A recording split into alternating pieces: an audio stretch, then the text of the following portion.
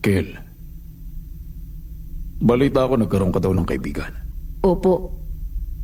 Anong klaseng tao sila? Masaya ako kapag kasama ko sila. Ganun ba?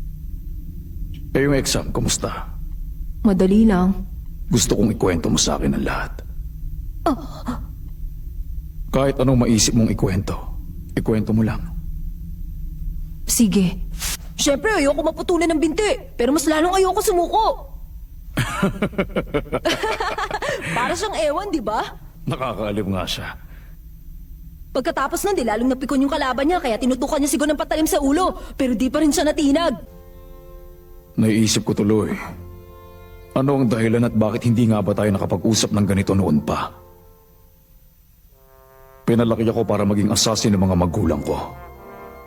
Kaya naman ganun din ang ginawa kong pagpapalaki sa iyo. Tatanungin kita ulit. Gusto mo bang makita ang mga kaibigan mo? Kung ganon,